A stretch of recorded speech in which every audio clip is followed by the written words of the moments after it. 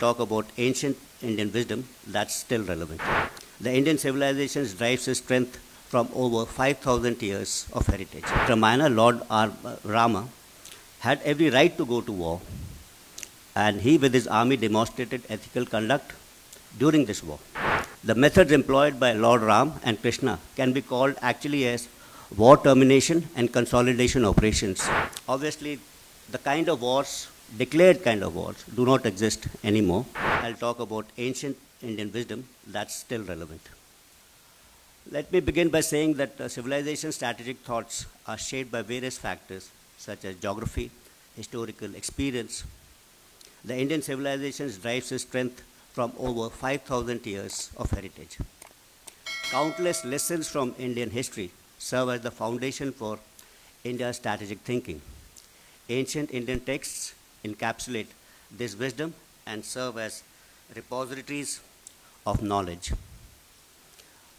Now I'll actually speak about a couple of ancient Indian strategies and stratagems which I think may be still relevant today. Let's first look at this concept of just war, which to us it's been taught by, that has been laid down by Saint Augustine in 4th century and has become very popular today.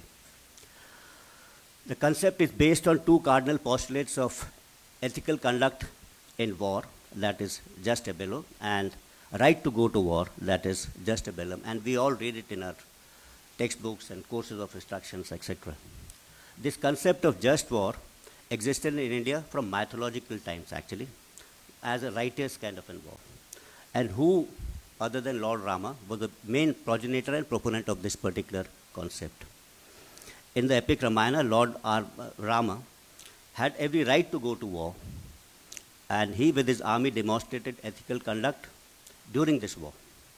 The vanquished, unlike in other civilizations, were not exterminated. One of their own clan, Vibhishna, was anointed as the king, and captured territories returned to that particular clan. Rama returned back to his own kingdom, Ayodhya.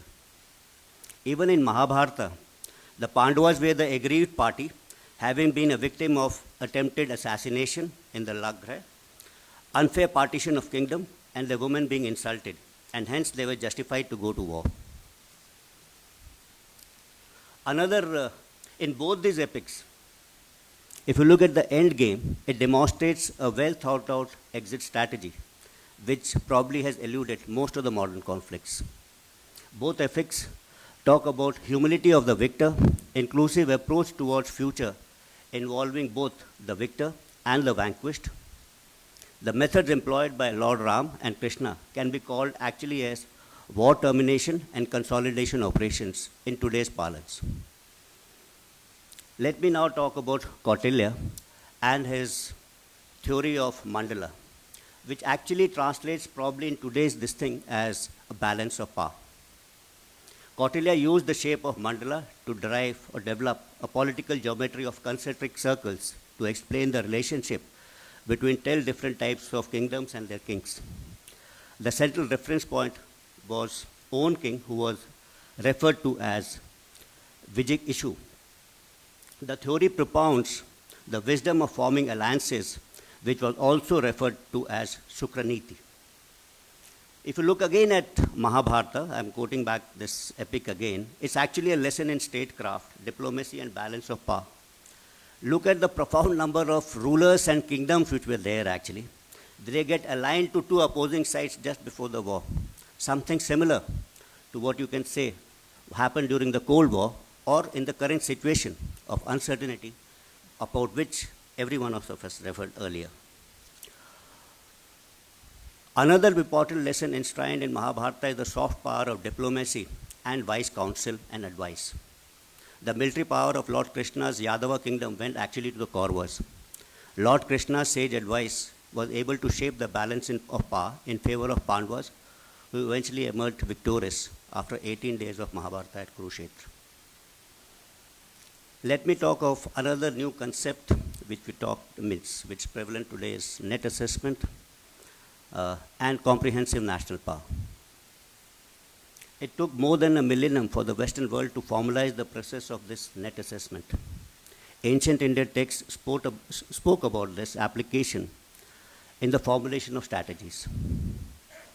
Kautya's Shadgunya Niti, that is 6 forms of state policy, he explained them as treaty making, that is Samdhi, war, Viraga, observing neutrality, Asana, marching, Yagna, making alliances, Samasraya, and simultaneous policy of peace and hostility, Dodibhav. So this is something akin to actually what we call as net assessment today. His Saptanga theory is a lesson in evaluating the comprehensive national power of nations. The 7 pillars of Saptanga theory talk about the Swamin, which is the king or the sovereign. It talks about Amatya, the government, the ministers. It talks about the Janpada, that's the territory which they hold.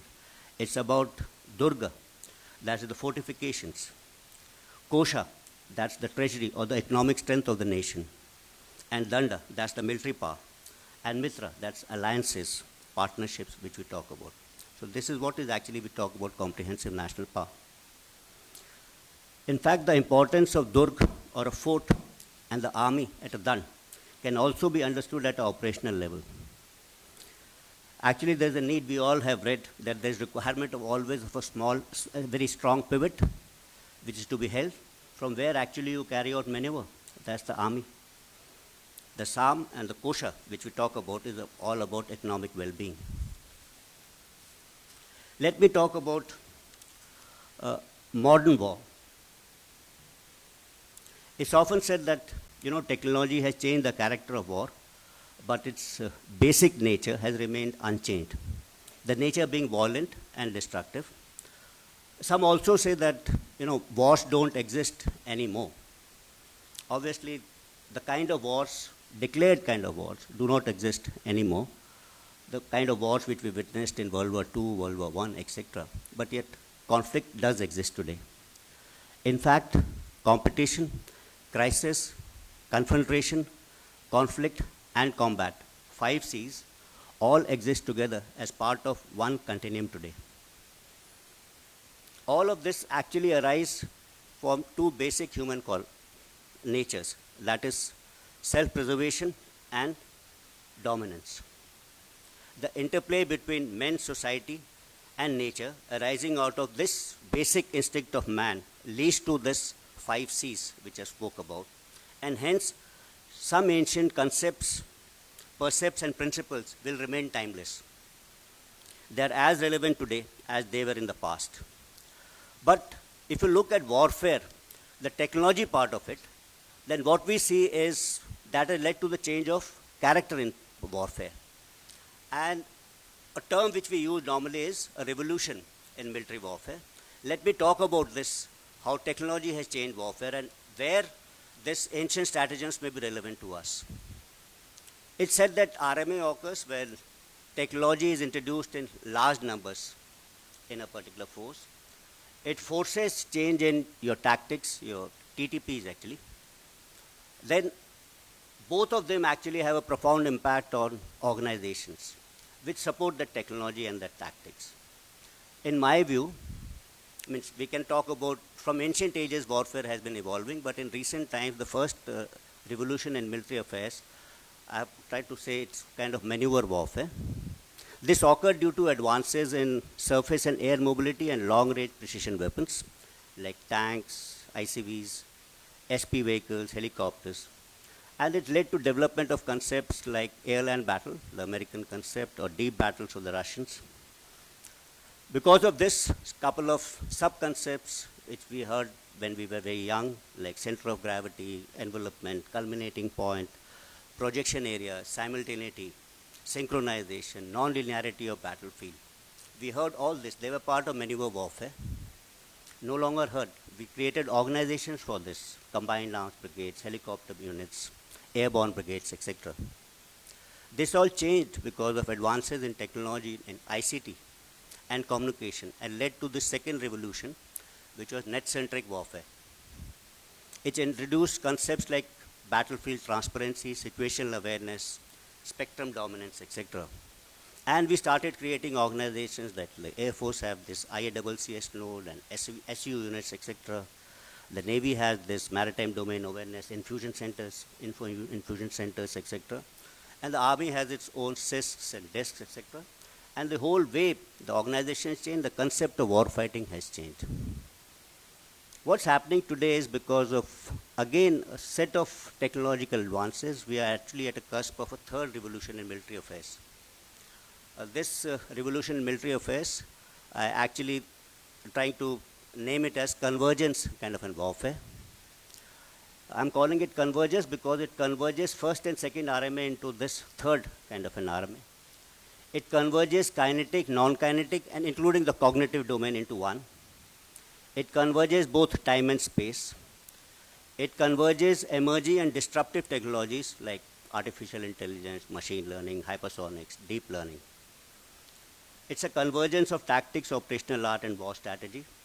And this kind of convergence actually allows one to react in those 5 C's which I told you, which are competition, crisis, confrontation, conflict, and combat, which is war. The world actually right now, the armed forces of the world actually are on the cusp of this great change, the third revolution in military affairs. Its shapes and contours are not very identifiable as of now, but a general trend line is available to us.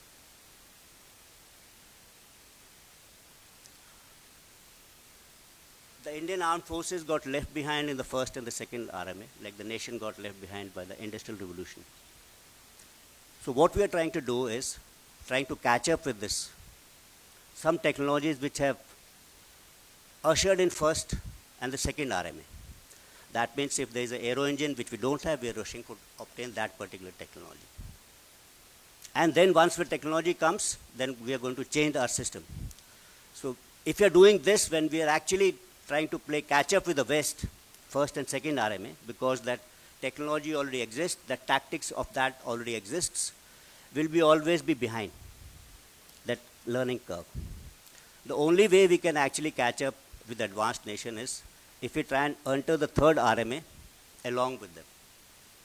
That will require a lot of imagination on our part, a very innovative and inventive kind of an approach.